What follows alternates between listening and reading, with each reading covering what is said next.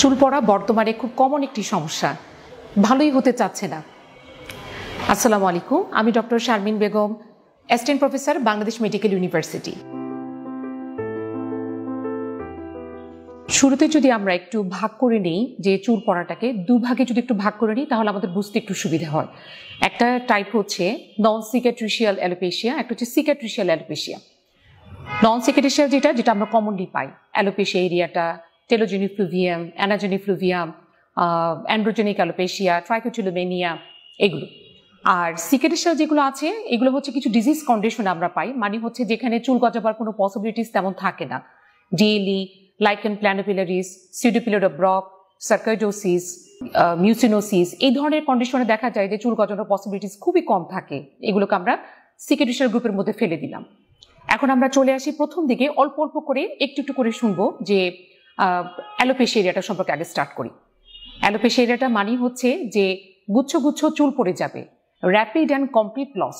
হঠাৎ করে ঘুম থেকে উঠে হয়তো বা খেয়াল করবে যে তার যে কোনো একটা জায়গায় হতে পারে এটা একগুচ্ছ চুল পড়ে গেছে। এটি হতে পারে ভ্রুর মধ্যে, এটি হতে পারে মোস্টেক এরিয়াতে, এটি হতে পারে শরীরের যে কোনো পশমের জায়গায় বা মাথায়ও হতে পারে। এখন এই অ্যালোপেশিয়া এরিয়াটার যখন পুরো মাথায় যখন সব চুল পড়ে যায়, এটিকে আমরা একটা ডায়াগনোসিস করি, এটাকে বলে আমরা অ্যালোপেশিয়া টোটালিস। আর যখন পুরো আইল্যাশ থেকে শুরু করে আইব্রো এবং যখন পুরো গায়ের পশম সহ পড়ে যাবে তখন সেটাকে আমরা বলবো অ্যালোপেশিয়া ইউনিভার্সালিস। এটি ট্রিটমেন্টের অনেক ধরনের ভাগ থাকে। আমরা যদি এটিকে একটু সহজভাবে চিন্তা করি তাহলে আমরা 10 বছরের নিচে 10 বছরের উপরে এইভাবে যদি আমরা ভাগ করে থাকি তাহলে ট্রিটমেন্টটি বুঝতে আমাদের সুবিধা হবে। 10 বছরের নিচে যদি হয়ে থাকে বাচ্চাদের ক্ষেত্রে, তখন সেই ক্ষেত্রে আমরা আইএলটা প্রথমে দেই না, আমরা প্রথমে চেষ্টা করি টপিক্যাল ট্রিটমেন্ট দেওয়ার জন্য। টপিক্যাল মিনক্সিডিল আছে, টপিক্যাল স্টেরয়েড আছে, টপিক্যাল ট্যাক্রোলিমাস এন্ড পিম্যাক্রোলিমাস আছে, ওটাকে ট্রাই করি। তারপর আমরা যদি প্রয়োজন হয় তখন আমরা আইএল ইনজেকশন, আমরা স্টেরয়েড আমরা পছন্দ করে নিব। এরপর 10 বছরের উপরে যদি হয় সেক্ষেত্রে আবার সারফেস এরিয়াটা আমরা আগে দেখব যে লেস দেন 50%, মোর দেন 50% এরিয়া, এইভাবে বিবেচনা করে আমাদের প্রথম ট্রিটমেন্ট অফ চয়েস হবে ইন্টারলেশনাল ইনজেকশন অফ স্টেরয়েড। এটি মাসে মাসে দিতে হয়, সেশন অনুযায়ী দিতে হয়, এবং এটি দিবেন হচ্ছে চর্ম বিশেষজ্ঞ ডক্টররা। এরপর আমাদের আরো ট্রিটমেন্ট আছে, যেমন আমাদের টপিক্যাল আছে, ওরাল আছে। টপিক্যাল তারপর আমাদের সেকেন্ড চয়েস, আমরা টপিক্যাল মিনক্সিডিল ইউজ করতে পারি।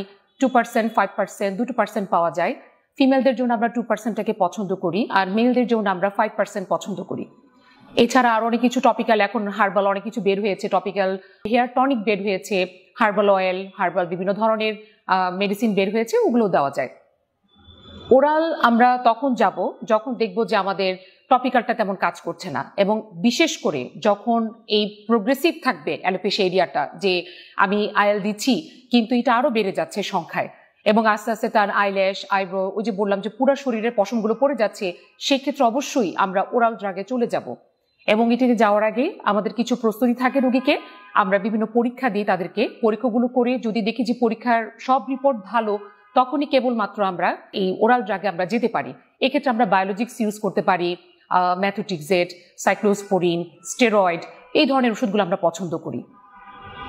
এরপর আমরা কিভাবে বুঝবো যে এটার কিছু প্রগনোসিসটা কেমন হবে, এই যে এই রোগটা যার হয়েছে, যে বাচ্চাটার হলো বা যে মানুষটার হলো, এটা প্রগনোসিস ডিপেন্ড করে যে যদি ছোটবেলা থেকে কারোর যদি রোগটা হয়ে থাকে, তার যদি সাথে অ্যাটোপিক ডার্মাটাইটিস এই প্রবলেমটা থাকে, তার যদি ওয়াইড স্প্রেড অফ ইনভলভমেন্ট থাকে, তার যদি নখের সমস্যা থাকে, অথবা এটি যদি মাথার পেছনে বা সাইডে যদি হয়, তখন এটাকে আমরা পোর সাইট বা পোর প্রগনোস্টিক ফ্যাক্টর বলি, যেটা ট্রিটমেন্টে খুব একটা ভালো রেসপন্স কিন্তু করে না।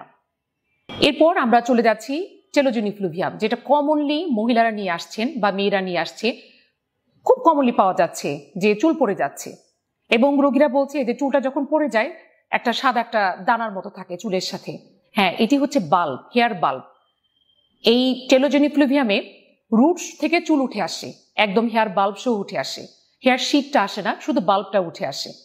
এখন এটার অনেক কিছু ফ্যাক্টর থাকে, আমরা রোগীর সাথে কথা বলে তার সাথে সময় নেই যে কারণটা কি, আগে বের করার চেষ্টা করি যে কি কারণ। তার অনেক ধরনের কারণ থাকতে পারে, সার্জারি হতে পারে, কোনো জ্বরের হিস্ট্রি থাকতে পারে, তার কোনো ক্রনিক ইলনেস থাকতে পারে, স্ট্রেস থাকতে পারে, আয়রন ডেফিসিয়েন্সি থাকতে পারে, একটা ব্লাড লসের হিস্ট্রি থাকতে পারে, তার আয়রন ডেফিসিয়েন্সি অ্যানিমিয়া হতে পারে। এছাড়া কিছু হরমোনাল কিছু প্রবলেম থাকে, যেমন হাইপোথাইরয়েডিজম, হাইপারথাইরয়েডিজম, ডায়াবেটিস।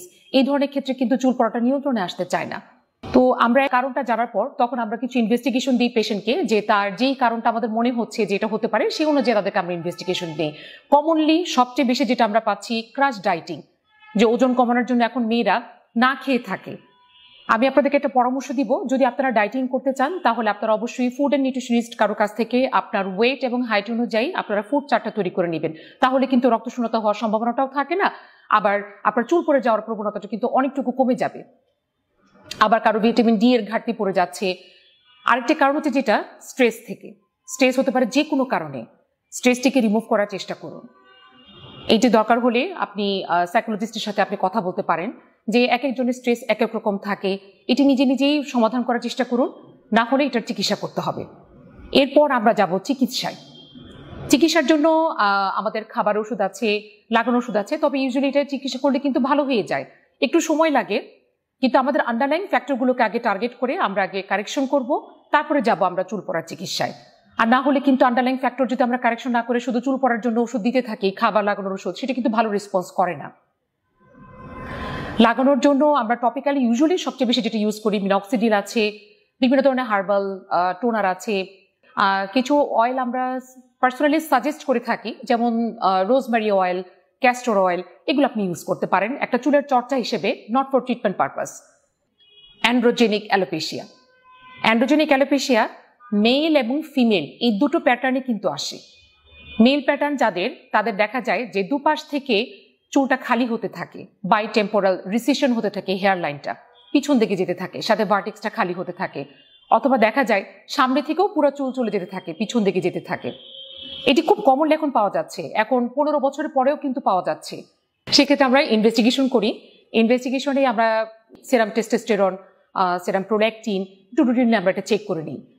এক্ষেত্রে মাল্টিভিটামিনের কিন্তু কোনো রোল নাই, বা বায়োটিন, এগুলো খুব একটা বেশি উপকারে আসে না। ট্রিটমেন্ট হিসেবে আমরা এখানে টপিক্যাল ট্রিটমেন্টটা পছন্দ করি। টপিক্যাল মিনক্সিডিল 5%, মিনক্সিডিলের সাথে ফিনাস্টেরয়েড কম্বিনেশন করে কিন্তু পাওয়া যাচ্ছে হেয়ার স্প্রে, ওটাও খুব ভালো। আর ওরাল ড্রাগের মধ্যে ফিনাস্টেরয়েড, ডুটাস্টেরয়েড, তবে লম্বা সময় কিন্তু কন্টিনিউ করতে হবে, হুট করে ছেড়ে দেওয়া যাবে না। আর প্রসিডিউর যদি বলি, প্রসিডিউরের মধ্যে পিআরপিও ভালো, কিন্তু পিআরপিটা কিন্তু কন্টিনিউ করতে হবে। অনেকে ভাবেন পিআরপি করার পর আমার চুল আগের মতো কেন ঘন হচ্ছে না। পিআরপি কিন্তু চুলটাকে আগের মতো ঘন করবে না, এটা হচ্ছে আপনার চুলটাকে, যে মানে রিমেনিং যে হেয়ার ফলিকুলগুলো আছে সেটাকে আপনাকে ধরে রাখবে, ফলিকুলার মিনিচারাইজেশন যেটা হয়ে যাচ্ছে সেটাকে কন্ট্রোল করবে, হেয়ার শ্যাফটটা যেটা পাতলা হয়ে যাচ্ছে সেটাকেও সেটা কন্ট্রোল করবে। এরপরে লাস্ট অফ অল যেটা থাকে সেটা হচ্ছে হেয়ার ট্রান্সপ্লান্টেশন। আর যদি কেউ মনে করেন যে আমি এখন হেয়ার ট্রান্সপ্লান্ট করতে পারছি না, আপনি মাথায় একটা উইগ ব্যবহার করতে পারেন। ফিমেল প্যাটার্ন যে আছে, যে এটা অ্যান্ড্রোজেনিক অ্যালোপেশিয়া, আগে আমরা অবশ্যই চেষ্টা করবো টেলোজেনিক ইফ্লুভিয়ামটাকে আলাদা করার জন্য। টেলোজেনিক ইফ্লুভিয়ামটা যদি এখন দেখবো যে না, এটা টেলোজেনিক ইফ্লুভিয়ামের সাথে যাচ্ছে না, তখন আমরা চলে যাবো এটা অ্যান্ড্রোজেনিক অ্যালোপেশিয়া, যেটা ফিমেল প্যাটার্ন। এখানে দেখা যায় যে ফিমেলদের ক্ষেত্রে অ্যান্ড্রোজেন হরমোনটা বেড়ে যায়, সেক্ষেত্রে আমরা ওরাল ড্রাগটা পছন্দ করি না, সেক্ষেত্রে আমরা টপিক্যালটা রাখি। ওরাল ড্রাগের মধ্যে আমরা যেটা ইউজ করতে পারি এখানে স্পাইরোনোলেকটম, এটা দেওয়া যায়, তবে এটি সিদ্ধান্ত নেবেন আপনার ডক্টর, চর্ম বিশেষজ্ঞ, উনি হচ্ছে এটা সিদ্ধান্ত নেবেন যে আপনি এটার জন্য আপনি এটা প্রস্তুত কিনা। এরপরও আপনার জন্য পিআরপি আছে, এই ট্রিটমেন্টটা খুব ভালো কাজ করে, মাইক্রোনিডলিং আছে, এগুলো করা যায়। ধন্যবাদ।